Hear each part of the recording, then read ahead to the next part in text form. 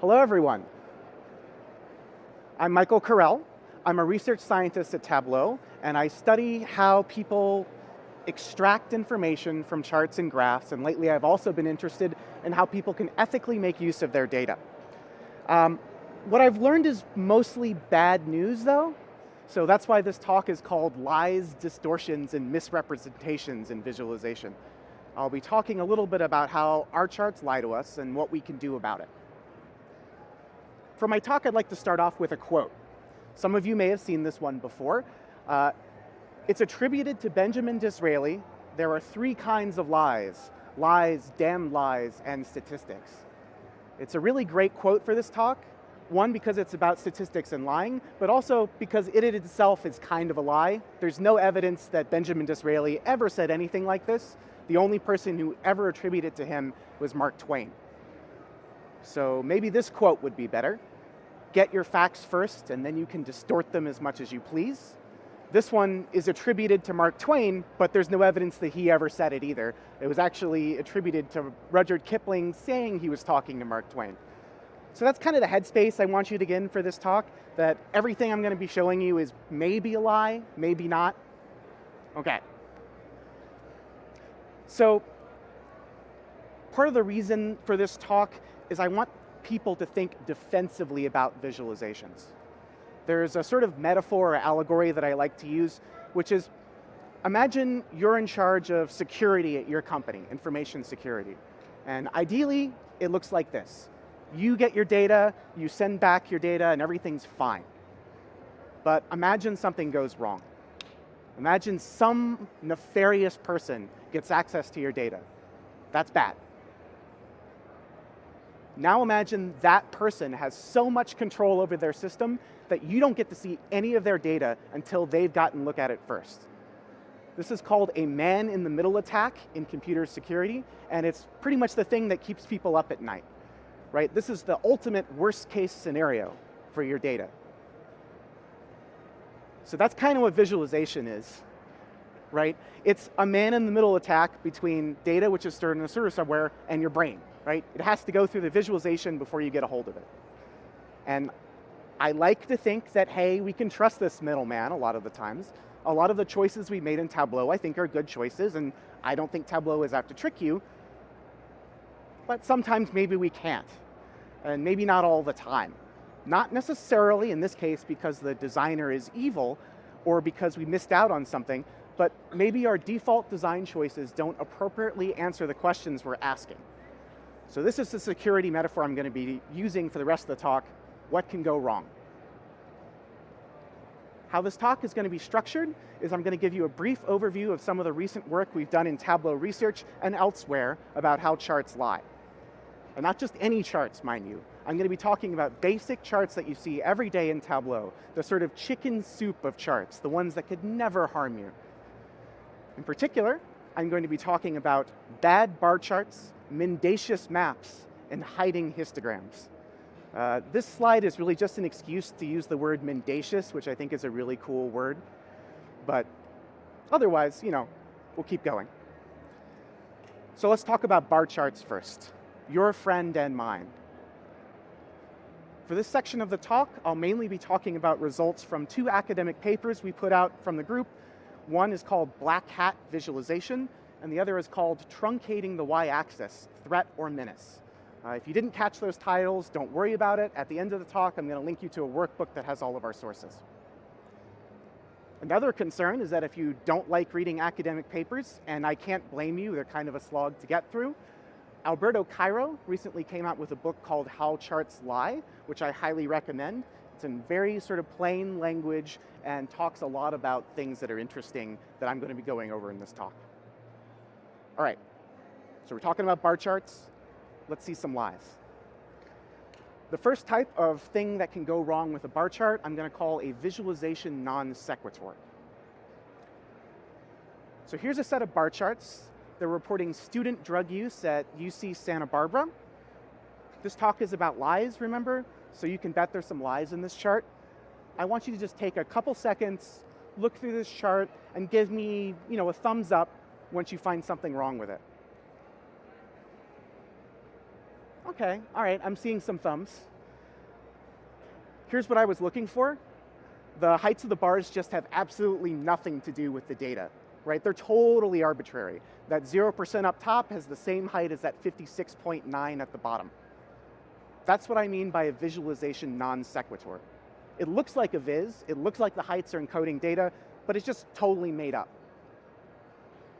We see these kinds of visualization non-sequiturs all the time, and I think that's because we often associate visualizations with sort of trustworthiness and science and data and evidence, right? It makes our things look more data-y and cool. So the designer Moritz Steffener calls these kinds of visualizations, which really don't serve a purpose, number decorations. They're not just really doing anything. So the UCSB example that I showed you is a particularly bad one because there's just no connection. But we can get way more insidious here. So here's an example line chart. It was aired on Fox News around 2009. And a quick glance at this chart seems to indicate that employment went slightly up after Obama took office, holding steady, and that's kind of the pattern, right? Sort of the message of this chart is unemployment has gone up. There are a couple things going on in this chart, so let's do the same deal as before. Take a couple seconds. Give me a thumbs up when you see something wrong. Okay, I'm training you all very well. So there's two things I want you to pay attention to. The first is that the y-axis of this chart starts at 8%. That's a little weird, and it makes these very tiny jumps in unemployment look like a big deal. We'll get back to that later, but I want you to keep it in mind.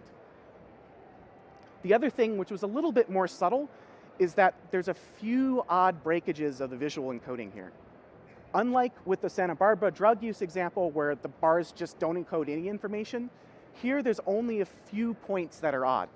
This 8.6, for instance, if we're really going to take this y-axis seriously, would be 9. Same with this 9.2, which if we draw a line to the y-axis is actually at the same height for 9.5. So that's a little odd. I happen to have the backing data for this, and if you plot it in Tableau, it looks like this. Totally different pattern. We see that same jump in unemployment, but then things seem to be, they hit a peak and now they're going down. Message in the chart, exact same data, totally invisible because of just a few breakages of the visual encoding. And that's something that I think takes a while to notice. But I talked about y-axes, so we're going to talk a little bit more about them now. Here's where it's going to come back. Here's yet another chart from Fox News. I'm sorry to pick on them twice in a row, but they often have really exciting examples, so it's hard to pass them up. This bar chart appears to show that if the Bush tax cuts expire, in this case in 2013, that our tax rates are going to go way up. It looks like a pretty big deal. In fact, the bar on the right is 6 times higher than the bar on the left. I don't know about you, but I don't want my taxes going up 6 times. Seems like a lot. But I'm not going to do the thumbs thing here. I already told you what to look for.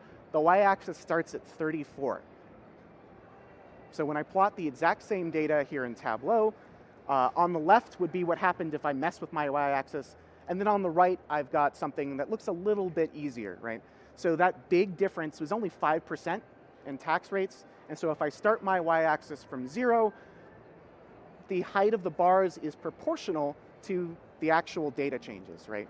This is no longer 6 times higher, it's just a few percentage points higher. Generally, this is a good idea. We think starting this y-axis at 0 is such a good idea that you really have to mess around with the settings to make this happen. By default, we never do it. Just as a random piece of information, don't know why I'm even bringing it up, in Microsoft Excel, this is what happens when you plot the data by default. It starts at 32. So it's not quite as extreme as the Fox News example, but it still, I think, exaggerates the effect. Okay, so never ever start a chart not from 0. So that was a lie. This talk is about lies. This is a chart that was tweeted out by the National Review, which is an American conservative magazine. They later deleted the tweet out of shame, which is sad, but it's called the only climate change graph you'll ever need. I'm going to zoom in a little bit here. They started their y-axis at 0. And to me, this kind of reminds me, I don't know if you have two kids on a car trip and they're really getting on each other's nerves and like, I'm not touching you, right? Like they sort of trying to follow the rules. I can imagine the designer of this chart was like, aha, I know best practice is to always start at 0, ergo this chart is not misleading. I think this chart is misleading because this y-axis is global average temperature in Fahrenheit. And if the global average temperature is 0, we're all dead. And if the global average temperature is 110, we're also all dead, right? So there's these tiny changes of a few degrees that can have these big catastrophic impacts. And because I've sort of compressed my data by starting the scale so low, totally invisible. So let's chart this data in Tableau. On the right, I've started my y-axis from a non-zero value, and you see that there's this steady, kind of alarming trend of global warming. So I would argue that the chart on the left is bad, chart on the right is good, but now I've given you contradictory advice. You've got this problem where it exaggerates effect sizes when I start my y-axis not from 0, but at the same time, sometimes tiny changes do matter, right? Like that 5% tax increase, that could be a lot of money to you. Maybe you want to see it.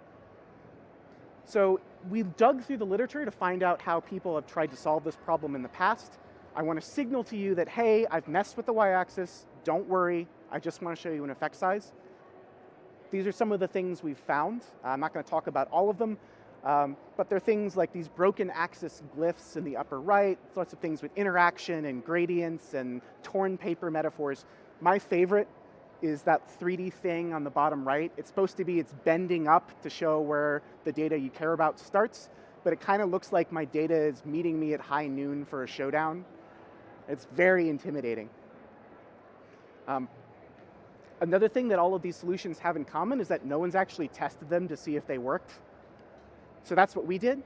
We gave people charts just like the tax chart or just like the climate change chart showing some trend in data. And we just asked, how big a deal do you think this is, right? A little bit more complicated than that, but the main thing is we asked them sort of how much do you care about this trend? And unfortunately, it's largely bad news. So I won't go too much into the study details, but here's just a snapshot of some of our results. The y-axis here is that how big a deal do you think it is? So at the bottom, not a big deal. At the top, really big deal. And each of those columns is where we started the y-axis. So either at 0%, 25%, 50%. So the thing that jumps out to me is that, yeah, where we start the y-axis seems to make a big difference in how large the effect size is perceived as being. So the higher you start that y-axis, the bigger a deal they thought this data was. Exact same data every case. Not great. This kind of trick does seem to actually work. The second thing that I want you to notice in this chart is each one of these dots is a different design we tested. A different way of signaling to the user that, hey, something weird is going on with this chart. And they're pretty much all at the same height. So what that tells you is that none of these designs actually work, right? They inflate the effect size, they let people know that something is going on, but you're still fooled by it. So y-axis truncation, kind of a problem. Time for more bad news. At least for the past two, I had you do that thumb exercise, and that's because I trusted you folks to be able to see what was going on with the chart with just a little bit of patience. The next two deficiencies I'm going to be talking about are actually totally invisible from a single chart, right? The thumb exercise just isn't going to work. And the first one I'm going to be talking about is Simpsons Paradox. So, like all of you, the most pressing question on your mind is, who was a better batter in the mid-90s? Derek Jeter or David Justice? I know that's kept all of us awake at night. So Derek Jeter played for the Yankees, David Justice played for the Braves, and we might want to know who was a better hitter. Well, I've got data about that. Here's what it looks like. So David Justice is in blue, Derek Jeter is in orange, and I must admit I grew up in Atlanta, so These are kind of disappointing results for me. I have a bias, fine. But it looks like, okay, the clear answer is Derek Jeter had a higher batting average, so he was the better hitter. So what I'm going to do is now drag out a year pill and break this up. So I only have data for 2 years in this set, and what we see is the opposite trend. Every single year where I have data, David Justice out-hit Derek Jeter. And yet, when I add those 2 years up together, the pattern reverses. So what gives? This is called Simpsons Paradox. And before we sort of dive into it, I'm going to be doing one more thing, which is here I'm just showing you batting averages. Now I'm going to add in their actual at-bats. So that's the solution to this paradox, is that we're dealing with averages. So 1995, both Justice and Jeter didn't hit very well compared to 96. They just didn't. But those years of hitting not as well mattered a lot more for David Justice. So he had way more at-bats, and it was a bad year for both of them. So when you add those two things together, what you get is the pattern that I showed you before. The level of aggregation determines what you see in this chart and what your takeaway is. That should be really scary to you, because often we don't explore all the different types of aggregation. Often these kinds of things are totally invisible unless we've done a little bit of thinking. Last one, then I'll stop picking on bar charts for a while. This one is also pretty subtle, but I think it's especially important when we're doing a session of visual analytics, when we're drilling through our data and not just looking at one chart. It's called the drill down bias. So I want you to pretend for the next few slides that you're a Democratic strategist and you're trying to figure out a market segment to target, say, for political ads or get out the vote ads, something like that. Here I've got exit polling from the 2016 presidential election from CNN. And for this chart, I'm going to be using the very scientific device of the insight-o-meter. So here I've got an emoji, and the expression of the emoji is going to be how important I think this data is. So we're starting off kind of neutral. It looks like more people reported voting for Hillary than for Trump in the exit polls. Kind of what we expect. Doesn't really give us a lot to go on. So what I'm going to be doing is dragging pills out one at a time to filter down to different segments of our data. First pill I'm going to drag out, women voters. Keep that emoji face in mind. I think we've moved on to sort of quizzical territory. So women voters voted for Clinton, 53, 42%, a little bit of a bump. That's interesting, right? You know, I might write that up in a PowerPoint slide or something. Now I'm going to add in specifically African American women. So I'm just adding another filter on. Whoa, right?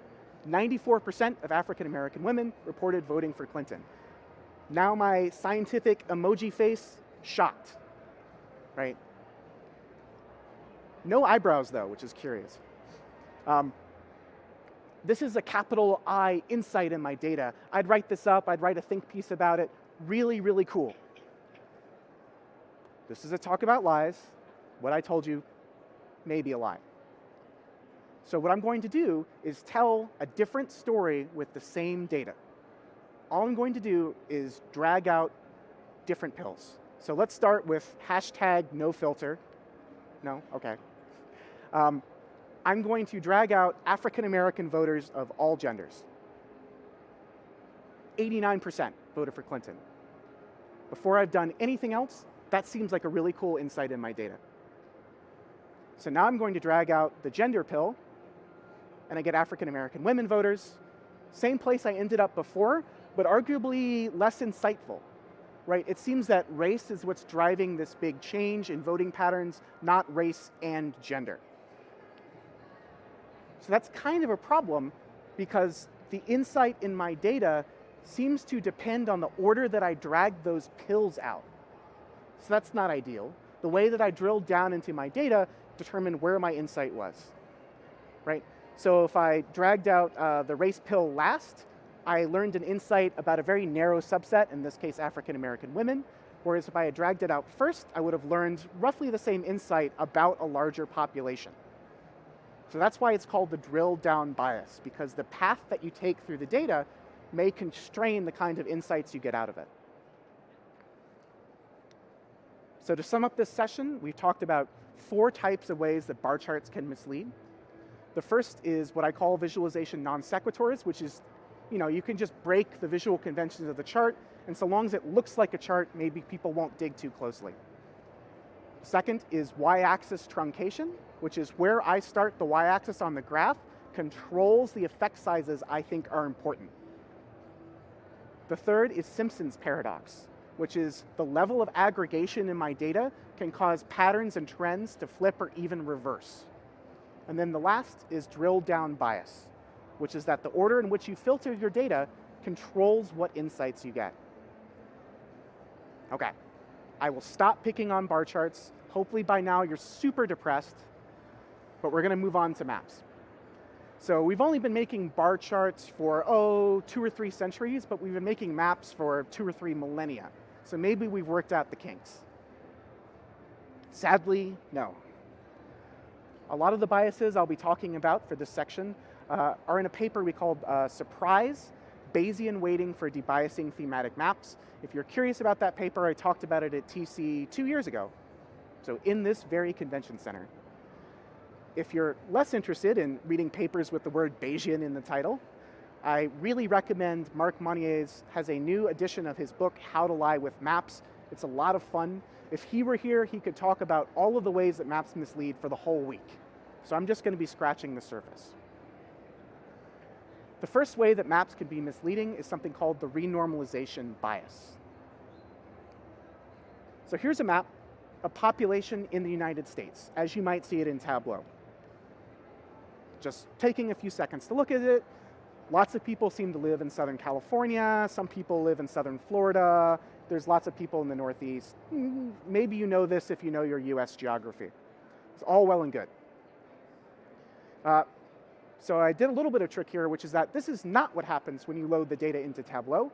When you load the data in Tableau and just choose something by default, the map you get is this.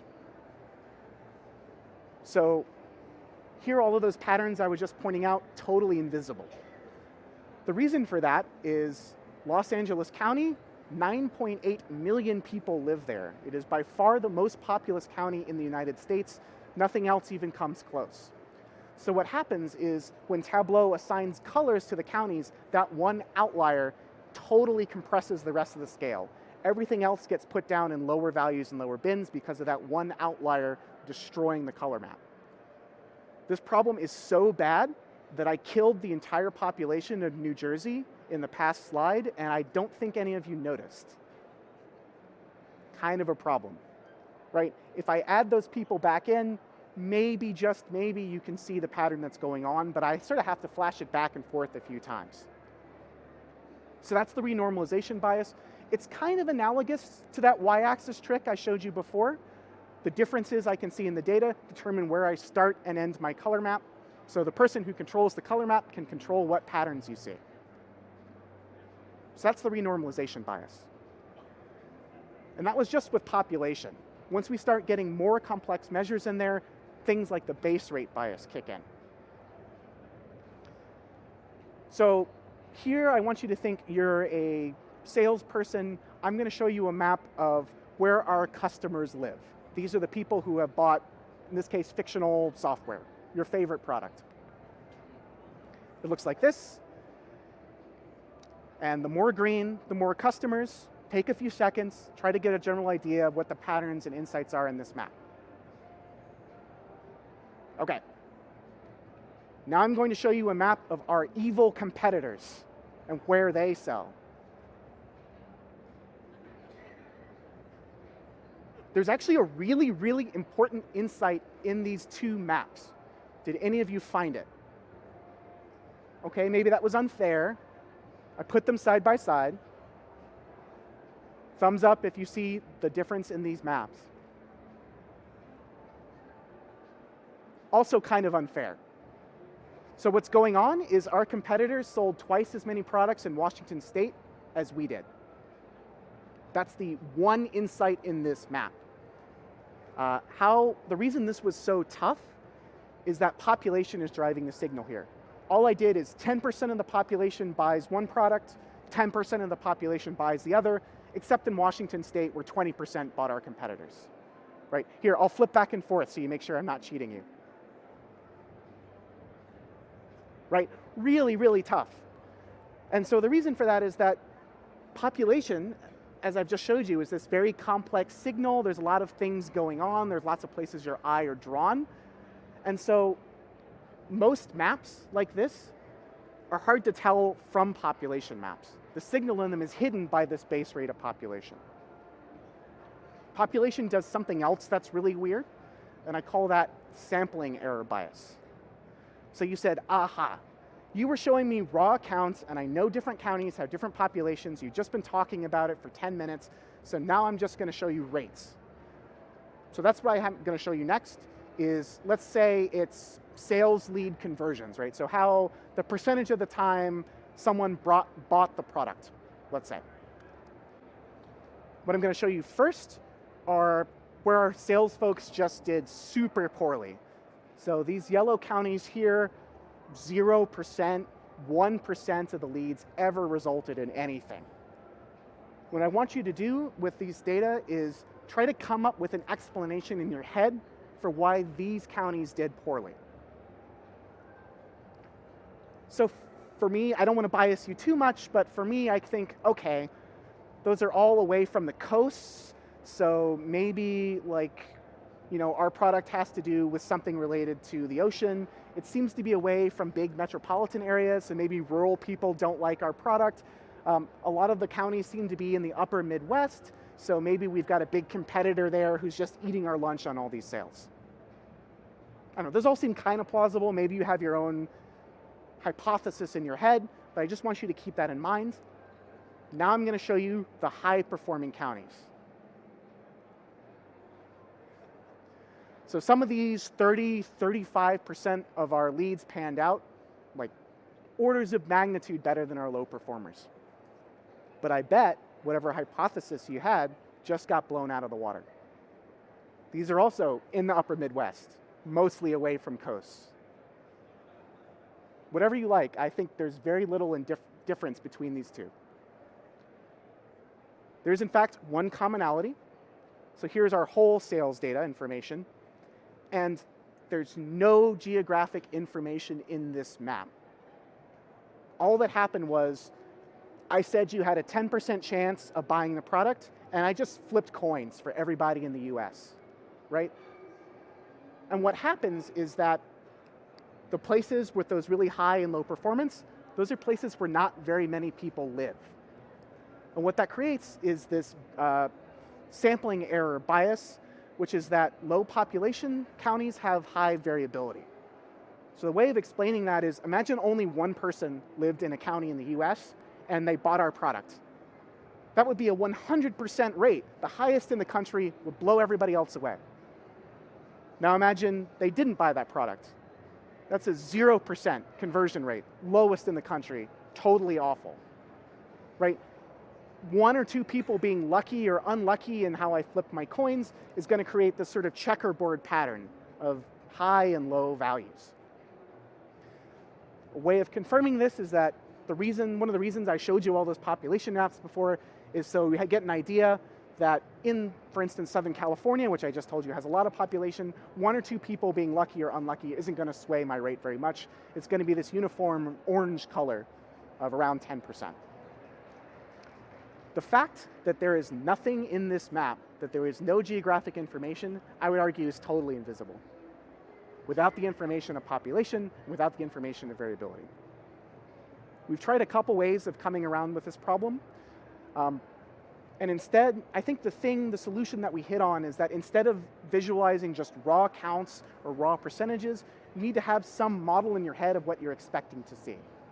So here I've got a map of unemployment in the US. And what we created is something called a surprise map. So based on the size of the county, how much unemployment do we expect to see, how much variability in unemployment do we expect to see. And so now we get a very different picture. There's no checkerboarding going on here. Instead, we get insights like this. So Detroit seems to have an unexpectedly high population. Detroit is not a checkerboard county. Lots of people live there. So the fact that its unemployment is so high is worth noting. Similarly, Washington, D.C. has a very high population, not a checkerboard county either, and it has relatively low unemployment, right? These are things that I argue are very difficult to pick out from a map that looks like this. There's all of this signal going on. We don't know how much of it is real and how much of it is just being driven by people being lucky or unlucky, right? If one person is out of work in a county with 1 people, that's 100% unemployment, but that's not really a meaningful number. So to sum up, maps have lots of problems, but the 3 that I talked about is one is the renormalization bias, which is that if you pick the color ramp, you get to pick out what patterns people see, what they find important, what the effect sizes are. The second is the base rate bias, which is that a lot of maps that we think are really interesting are just population maps. That's all they are. And it's very hard to unentangle that information. And then the third, sampling error bias, is that we should expect more variability in different parts of your map. Just because a value is very high or very low may not be a meaningful insight. It may just mean that there's a lot of variability there. Home stretch here, guys. Last bit of bad news before I try to wring some optimism out of you at the end. So let's talk about histograms. I'm basing the section of this talk off of a paper called Looks Good to Me, Sanity Checks, Visualizations as Sanity Checks. Normally there would be a book on the right that I'd ask you to check out, but I don't know any books about histograms that are as readable as the other 2. If you have some suggestions, let me know. But I think histograms are crucially important, and we use them in a lot of very tricky ways. So in Tableau Prep, we use them for what I call sanity checking. So hey, is there something weird going on in my data? Did something I do in the data prep pipeline cause an error? Right, so in prep here, I see there's some null values. Maybe I want to attend to them. Maybe there's outliers I want to attend to. Maybe the distribution of my data isn't what I expected. All of these sanity checking things remind me a lot of almost treating these histograms as like a lab test at a doctor, right? I'm looking to see if something's wrong, if my levels are abnormal. And if you've, just like with a lab test, there's ways of getting things wrong. So the terminology I'm going to introduce is something called algebraic viz. I promise you that there's no algebra in this talk, but it's a way of thinking about what could be going on with visualizations. In particular, it assumes there are 2 ways that algebraic assumptions are violated. So the first, here I've got 2 scatter plots, and visually I think they look very different. So the one on the left, there seems to be a big cluster of blue points, and then there's some orange points out on the fringes. And then on the right, I have the opposite pattern. I've got a tiny cluster of orange points in the center, and then a lot of blue stuff on the outside. In fact, both of these charts have the exact same data. The only thing I did is change the order that I drew the points. So on the left, I drew the orange points first, and on the right, I drew the blue points first. So if I drop the opacity, you can see, yeah, these are just the same. But they look visually very different in this case. So that's an algebraic violation, and the terminology they use is this is a hallucinator. And the principle that's being violated is that if there's a big visual difference in your visualization, that should only occur if there's a big significant difference in your data. So some of you maybe want to get ahead of me.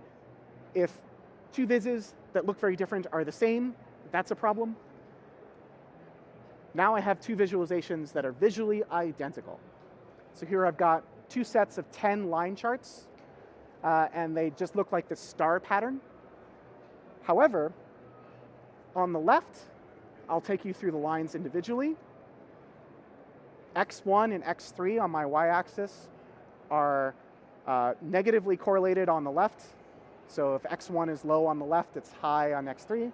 And then on the right, they're positively correlated. Right? If you were writing an insight about this data, you would have the exact opposite conclusions depending if you were looking at the left or the right chart. And yet, it's totally hidden here. The reason it's hidden is they all have the same value for x2, and so that little squishing together of all the lines makes it hard to tell what's going where. So this is called a confuser. And the principle that's being violated here is that a similarity in visualizations should only occur when there's a similarity in the data. Right? I find these concepts very useful when I'm designing visualizations, especially visualizations beyond the standard ones that we normally see. Hallucinator, if it looks different, the data sure better be different. If it's on the right, if they look the same, the data better be the same too. So I didn't go on this tangent just to talk about algebra. I'm not that weird. But the issue is that these things happen in histograms all the time. So here I have two histograms, and they look very similar. But in fact, the one on the left is a perfectly innocent distribution. And the one on the right, what I've done is repeated a bunch of data values, like 100, 200 times. So that creates this spike here. But if I only have a few bins in my histogram, that spike is totally invisible. So I'd call this a histogram confuser. And there's histogram hallucinators too. So here I've got a lot of bins, and these two histograms, I'd argue, look visually very different. On the left, I seem to have some outliers. There seems to be some spikiness on the right. You know, something strange. Maybe these are different distributions. In fact, they're the same. All this is just sampling error, right? It's just luck that they happen in this way. So here I actually kind of want to reduce the number of bins to make it clear that these are pretty much the same distribution.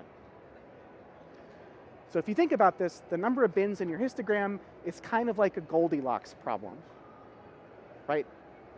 If I have too few bins, pretty much all of my histograms look the same no matter what the backing data is. And if I have too many bins, all of my distributions look radically different, even though really it might just be sampling error or some other variability that's driving that difference. Okay, so setting the number of bins, very important for using these histograms as sanity checks. So here's how you set bins and histograms in Tableau.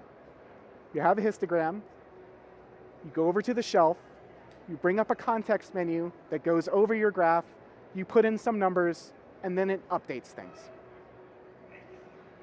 It's kind of a hassle, and it doesn't give you interactive feedback about what's going on. So it turns out almost nobody ever does this. So we looked at a sample of over 12 million workbooks on Tableau Public. Of the ones that used histograms, less than 2% changed it from the default binning. So that means the default binning, super important in using histograms. And it turns out that if I'm a bad person and you give me control over that binning, I can do whatever I want.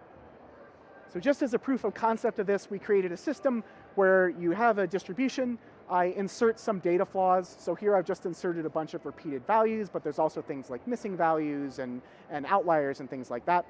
And what I do is I search through parameter space to try to find a histogram that hides those issues, that visually looks the same.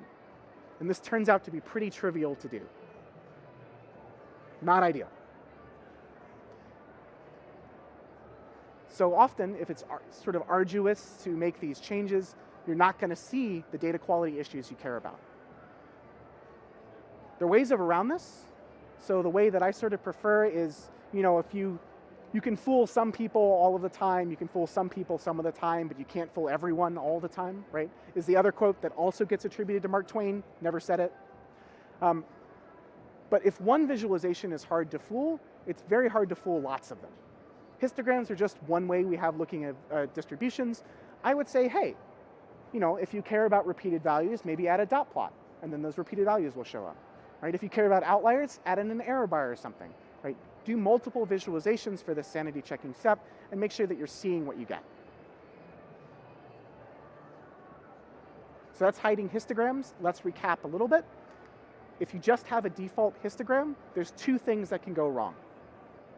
One is that it can be a confuser, right? It's not sensitive enough to important changes in the data. All of your histograms look very similar, even if the data behind them is very different. The second is that they can be hallucinators, which is that they can be too sensitive to what I think are trivial changes in the data, right? Different samples of the same distribution, a little bit of noise, things like that, shouldn't create big visual differences. So I'd recommend multiple views to sort of pick out what's going on. Almost done with the bad news. That's generally my advice to you, is that even for these basic charts where you're just bringing in default values, default data, my intent is not to mislead you. Things can still go wrong. You need to be critical and skeptical of the visualizations you see, even the ones you see every day. You should think about the potential power that visualizations have to hide or distort, even with the best intentions. Don't be fooled, right? This is not a narrow problem. Often when people think about deceptive or lying visualizations, there's a tendency to think that it's only bad actors or propagandists or something who are manipulating people, right? So maybe some of you in the audience are already skeptical of this chart of Stalin's 5-year plan showing how communism will win, right? Maybe you're already inclined to think about ways it could be misled, but ordinary dashboards have a lot of those same capabilities too. We're never just showing the data. There's always the potential to distort, to persuade, and mislead, even if you're not persuading people. The other thing that I want you to pull away from here is that often the defaults that we have aren't going to cut it. You need to think critically about what you want to see in your data. So I like this bar chart example because it seems like we encountered a hard and fast rule, always start your bar charts at 0, but that's going to depend on the things that you want people to see in those bar charts. Maybe those tiny effect sizes are worth exaggerating and worth pointing out, right? There's not a neutral choice here. You're hiding something no matter what you choose. So now for the real punchline. I've given you a few examples of things to look out for, but just a few. So rather than being on the lookout for only the things that I show you, I want you to think sort of bigger picture, right? The first is that how we present and analyze our data can bias us. Things like Simpsons Paradox and the drill down bias are choices, right? What filters we choose is a choice. Where we start our axis is a choice. We make these choices every time. We're never free from those choices just because we're looking at bar charts instead of infographics. And the second is that heuristics and guidelines and defaults can only take us so far. We make a lot of decisions, I just told you that. I like to think that Tableau has made a lot of good ones. I think we made some pretty good default choices for a lot of these things, but there's no guarantee that our defaults, or anybody else's for that matter, will do the right thing. For something as important as data analysis, you really have to be able to step in and make your own decisions sometimes. And then the last is that we need to critically reflect on our data before we draw conclusions, right? When you find an insight in the data, when your little emoji face gets shocked, that's not the end of your analysis. That's the start of your analysis. That's where you need to drill in, validate, verify, and test the thing that you just found. We're extremely good at fooling ourselves with our own biases, our own baggage, our own preconceptions. So critically reflect. And in general, if you don't want to remember all of those words, there's one commonality in these guidelines. Use your brain, right? Explore, self-reflect, have your facts first, and then try to distort them as much as you please.